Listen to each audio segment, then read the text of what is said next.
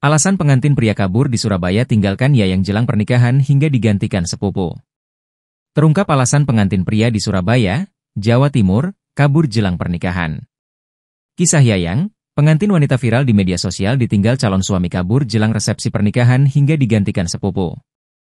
Calon suami Yayang mendadak pergi tanpa kabar H1 sebelum acara pernikahan.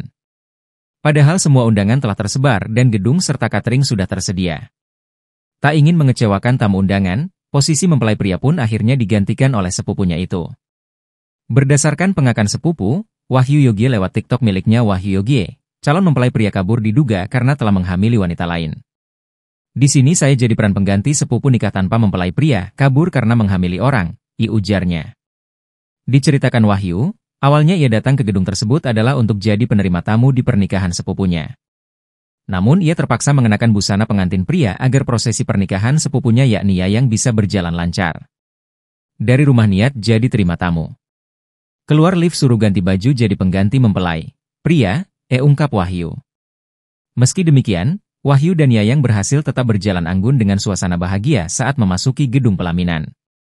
Bahkan, Yayang yang mengenakan gaun berwarna hijau itu menunjukkan senyum bahagianya seolah tak terjadi apapun.